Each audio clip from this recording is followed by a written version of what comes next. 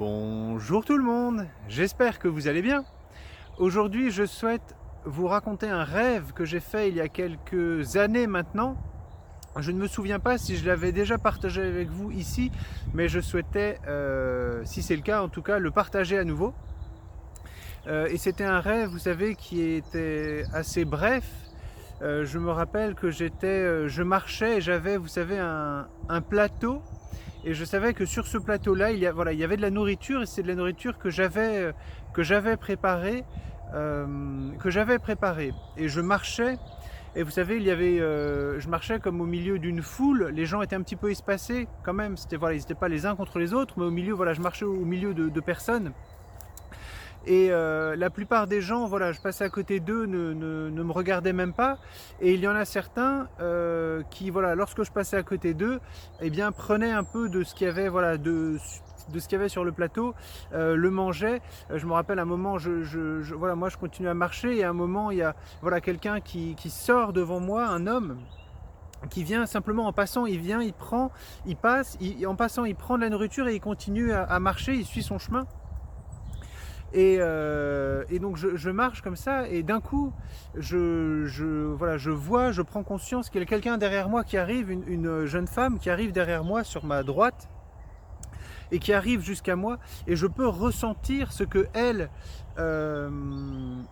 sent, et voilà, je vois qu'elle est en difficulté, et que pour elle, ce qu'il y a sur le plateau, voilà, c'est vraiment c'est la vie, voilà, c'est plein de lumière, et elle en a un grand besoin là, très fin, et elle est, voilà, pour elle, ce qu'il y a sur le plateau, c'est vital, c'est vital pour elle, et elle vient, et je vois qu'elle commence à manger, et je suis moi-même étonné eh bien voilà, que ma nourriture peut lui être à ce point-là utile, et voir, voilà, que pour elle, c'est, voilà, ressentir et voir, comprendre que pour elle, c'est vraiment quelque chose de vital. Et le rêve s'arrête là. Et vous savez, la compréhension que Dieu m'en a donnée, c'est, voilà, par le biais de ces vidéos, je partage avec vous ce que Dieu me donne. J'essaye de le préparer du mieux que je peux. Et vous savez, pour certaines personnes, voilà, certaines personnes vont simplement prendre quelque chose. Cet homme qui passait, voilà, suivait son chemin. Vous savez, peut-être dans sa réflexion, dans sa vie, dans son chemin avec Dieu, il voit une demi-vidéo, il va prendre quelque chose, il va en retirer quelque chose, il va poursuivre son chemin. Et voilà, je sais que pour lui, voilà, ce sera, voilà, c'est quelque chose qui était bien, qui était important. Peut-être qu'il avait fait. Voilà, c'est quelque chose, peut-être il se souviendra, je ne sais pas, mais pour cette jeune femme, en tout cas c'est quelque chose qui lui sera bénéfique sur le long terme. Mais pour cette jeune femme, je ne sais pas, voilà, j'avais pas vraiment d'âge, hein, pour aucune de ces personnes n'avait d'âge. Je pouvais simplement ressentir si c'était des hommes ou des femmes. Et pour cette femme-là, ou cette jeune femme-là, voilà, ce que je proposais était très important pour elle, était vraiment, voilà, une nourriture. Je voyais qu'elle avait très faim de ce que voilà, et que ce que je proposais, moi, sur le plateau, grâce à Dieu, voilà, pouvait la nourrir abondamment. Et vous savez, je remercie le Seigneur, merci éternel, au nom de ton Fils, le Seigneur Jésus-Christ, pour tous les rêves qu'il me donne. Et vous savez, nous sommes dans une guerre, on est dans la fin des temps, et Dieu nous aime, et il aime son peuple, et on a tous des chemins particuliers que l'on a avec lui, et je sais que, voilà, il prend soin de moi, et il sait me donner, lorsque j'avais eu ce rêve, ça m'avait, moi, nourri, ça m'avait donné de la force, ça m'avait fait prendre conscience. Vous savez, de temps en temps, je prie le Seigneur et je lui dis, vous savez, parce que je travaille, encore une fois, j'essaie de travailler sur ce point, mais j'ai, voilà, une haute estime de moi. C'est pas que je me sens supérieur aux autres, mais j'ai, voilà, une haute estime de moi. Et mais pour, voilà, le contenu que je propose, je ne vois pas l'impact que ça peut avoir d'un point de vue sur vous.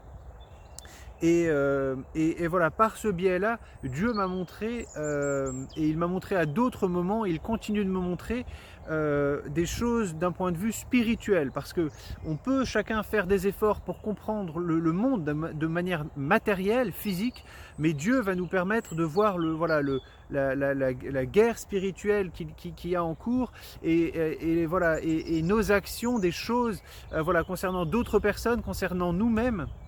Dieu, par son Saint-Esprit, va nous révéler ces choses-là. Donc je le remercie pour cela. Et vous savez, ces derniers temps, je ne vais pas partager ces rêves-là avec vous, pas le premier en tout cas, mais ces derniers temps, Dieu m'a montré plusieurs choses voilà, de manière spirituelle, et notamment le fait qu'il ne fallait pas que je sois seul.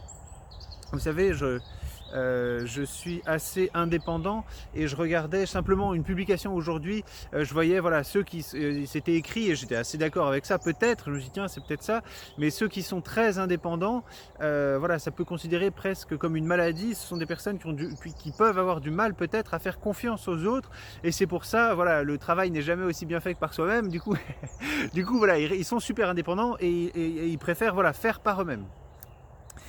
Mais vous savez, depuis le début de l'année, je vous ai dit, j'assiste à une église, j'avais jamais fait ça encore, voilà, tous les dimanches, en prenant des notes, j'amène ma Bible. Vous savez, l'église à laquelle j'assistais depuis le début de l'année, j'étais vraiment content, parce que la première fois que j'y suis allé, c'était sur le conseil de quelqu'un avec qui j'étais déjà allé dans une autre église.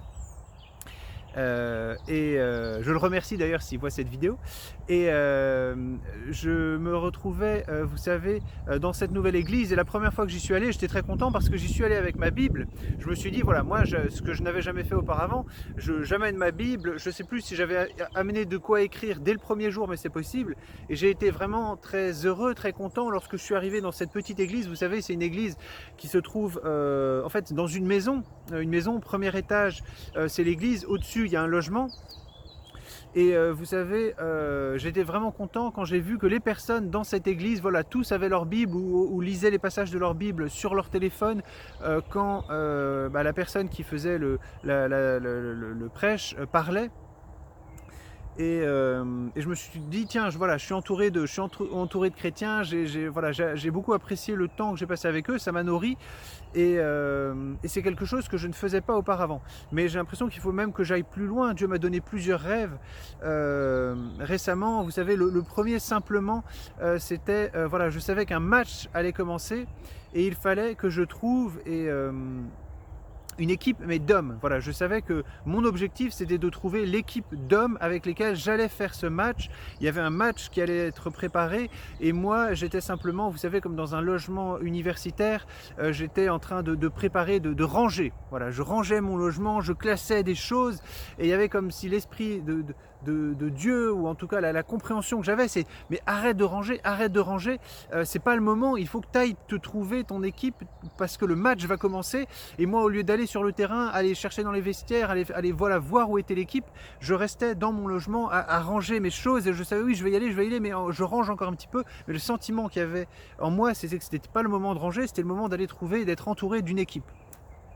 Et l'autre rêve, j'ai fait un autre rêve, vous savez, où je participais à une sorte de jogging, et il y avait, un petit peu comme ici d'ailleurs, je ne sais pas pourquoi j'y pense maintenant en arrivant, il y avait un petit chemin, première fois que je passe par là, il y avait un petit chemin qui montait, et voilà, je faisais un jogging, et à un moment j'arrive dans un champ, un petit peu comme ici, et en fait pendant le jogging qui monte doucement, je vois que c'est une sorte de course avec des hommes, des femmes, je vois que je double petit à petit les personnes, alors je suis étonné même moi-même, je me dis waouh super, parce que dans la vraie vie je ne suis pas particulièrement sportif, mais du coup je vois waouh, j'arrive à dépasser d'autres personnes, et au bout d'un moment je me retrouve en tête, je me dis ouais super, je suis en tête, et j'arrive dans un champ comme ça, je cours, et là je ne sais pas pourquoi, parce que je suis premier, parce que je suis seul, je me suis éloigné des autres, je me dis je savais que la course continuait, on va dire, dans cette direction, mais je me suis dit je vais faire un petit virage, j'ai le temps, je suis premier.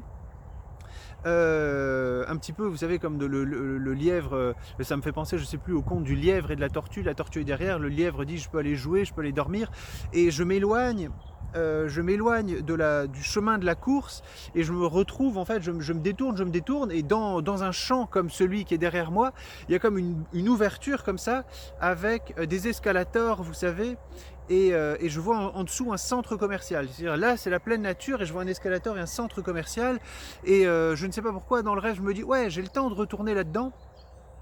Et je vois à ce moment-là, vous savez, il y a des jeunes, mais je vois que ce sont des voyous, on va dire, et je vois qu'ils sont plusieurs, et qu'ils jouent comme ça à descendre, à glisser sur l'escalator, mais ils bloquent les gens, etc. Je vois que ce sont des personnes méchantes, et, je décide, voilà, un moment, je me dis, bah, c'est pas normal ce qu'ils font, je me mets au milieu d'eux, et voilà, je commence à descendre l'escalator, donc je les empêche de jouer, de gêner les autres, et donc là ils sont du coup plusieurs à me poursuivre, et dans le centre commercial, voilà, je sais qu'ils sont derrière moi, donc je rentre dans une librairie et je me réfugie à un endroit, voilà, il y a un endroit avec des livres chrétiens, et je me réfugie auprès d'une Bible. Bon voilà, et le rêve s'arrête là-dedans, s'arrête comme ça, et voilà, la compréhension que j'en ai eue, vous savez, en me levant le matin, c'était peu importe combien je pense moi-même être bon, être fort, être enfin bon, nul n'est bon sauf Dieu, mais voilà, peu importe si je me sens, moi, je me dis, ouais, voilà, je me compare peut-être à d'autres personnes, je me dis, ouais, je suis ouais, supérieure ou plus forte qu'elle, j'ai une meilleure relation avec Dieu, je peux faire les choses tout seul, je peux partir en avant, mais ce que Dieu me montre, c'est si je fais cela, voilà, et il est facile pour moi, parce que je me sens en confiance, de quitter le chemin, de quitter le chemin de la course. Et vous savez, ce grand trou dans le sol, avec ces escalators qui descendaient vers ce centre commercial, c'était, j'avais le risque de retourner, vous savez, dans le monde.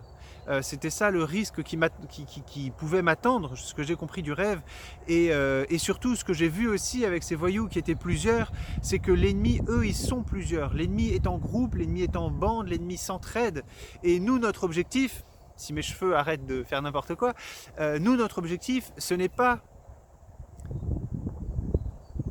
d'être fort seul. Et voilà, ce que je me suis, en me levant le matin, ce que je ressentais, c'était moi, voilà, qui était plus rapide que les autres, j'aurais pu repartir tout derrière sur la course, voir comment ceux qui avançaient doucement s'en tiraient, les aider, et que c'était plus ça mon rôle, d'aller aider ceux qui étaient à l'arrière, plutôt que de partir seul devant en étant content d'être premier.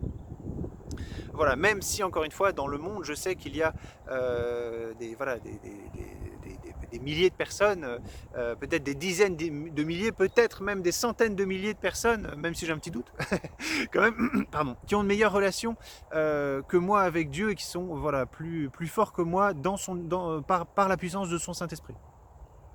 Donc voilà, c'était le message enfin les rêves que je souhaitais vous communiquer avec vous aujourd'hui, mais il y a la suite du message que je souhaitais partager, c'est ne pas être seul.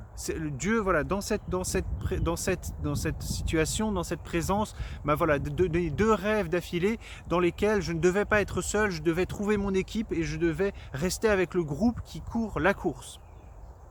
Et c'est ce que je souhaite vous encourager à faire aussi.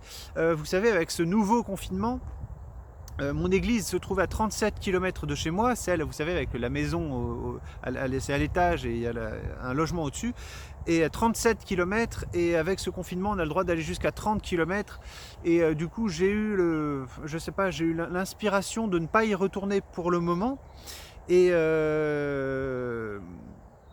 et il y a quelqu'un de l'église qui m'a dit, qui m'a conseillé, une personne chez qui je suis allé, qui m'a invité à manger chez elle déjà 2 fois, voilà, un couple, et voilà, l'une des personnes du couple m'a conseillé d'aller dans une église qui était plus proche de chez moi. Du coup, comme je suis assez indépendant, j'ai voulu en faire qu'à ma tête, mais je me suis dit, tiens, je vais profiter du confinement, et encore une fois, voilà, ce n'est pas parce que l'ennemi veut nous imposer des choses que nous ne pouvons pas en faire d'autres et des biens, et je me suis dit, tiens, je vais profiter du confinement pour aller découvrir d'autres églises. Et donc je suis allé dans une église évangélique, voilà, celle où j'allais était 37 km au sud. Je me suis dit, allez, je vais aller à l'autre bout, je vais aller aux 30 km au nord. Et donc j'ai fait ça dimanche, donc je n'ai pas tenu compte du conseil de la personne que j'appréciais dans cette autre église, et je suis allé auprès donc dans cette église qui se trouvait au nord. Et vous savez, je suis arrivé et je pense qu'on peut ressentir quel est l'état, la maturité, on va dire, spirituelle des membres d'une communauté simplement en écoutant un prêche. Et déjà, il y avait une femme qui parlait. Vous savez, déjà dans l'église dans laquelle je suis allé depuis le début de l'année, aucune femme ne va devant pour parler. Elles peuvent prendre la parole en restant à leur place, mais il n'y en a aucune qui va devant pour enseigner, pour partager, voilà, sur la parole. Et vous savez, c'était une chose simplement avant que je me disais, il y a quand même quelque chose de bizarre. À chaque fois que je voyais une femme devant en train de prêcher, je me disais, il y a quelque chose de bizarre. Et la personne qui m'a fait découvrir l'église dans laquelle je suis depuis le début de l'année, elle avait à cœur de transmettre à tout le monde que non, une femme ne doit pas prêcher. Et vous savez, pour moi, voilà, il y avait dans mon cœur, quand je voyais cette personne dire cela, je me disais, il y a peut-être des choses plus importantes, mais je ne lui ai jamais dit, voilà, de ne pas parler de ce sujet.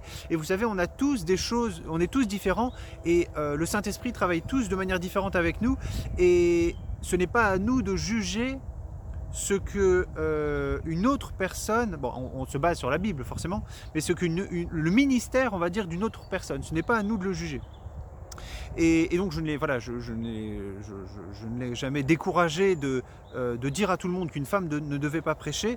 Et finalement, le Saint-Esprit, en l'écoutant lui, en lisant la parole, voilà, par le Saint-Esprit m'a convaincu aussi qu'une femme ne devait pas être pasteur, ne devait pas prêcher. Et donc là, j'arrive, voilà, dans cette église au nord, je vois une femme qui parle, elle dit que le pasteur va bientôt partir, je vois le pasteur qui vient, qui fait un message. Bon, il avait l'air, voilà, sincère. Enfin, il a dit quelques mots et il a fait son prêche. Et vous savez, je dis pas ça pour dire du mal, mais simplement pour voilà, bien vous faire comprendre que dans toutes les églises ne sont pas au même niveau spirituel, de maturité spirituelle. Et là, il termine son message et c'était son dernier message. Et vous savez, et il termine et puis il va se rasseoir. Et la femme vient et dit, la femme revient et dit, bon, est-ce qu'on a le temps encore pour un chant? Ah non, on doit faire notre réunion spéciale, voilà, réunion des anciens ou je ne sais pas quoi, donc le culte va se terminer maintenant, enfin la célébration. Et vous savez, j'ai eu vraiment, autant le culte, il y avait des chansons, j'étais content d'être là, de découvrir un nouvel environnement, c'était une grande église, hein, il devait y avoir 150 places, 200 places, peut-être. Mais quand j'ai vu comment ça s'est terminé, voilà, il manquait quelque chose, j'avais l'impression, et quand ça s'est terminé, je me suis dit, ouais, je n'ai pas envie d'aller là-bas. Et vous savez, déjà quand le pasteur s'est arrêté, personne n'a applaudi, personne l'a remercié, personne n'a...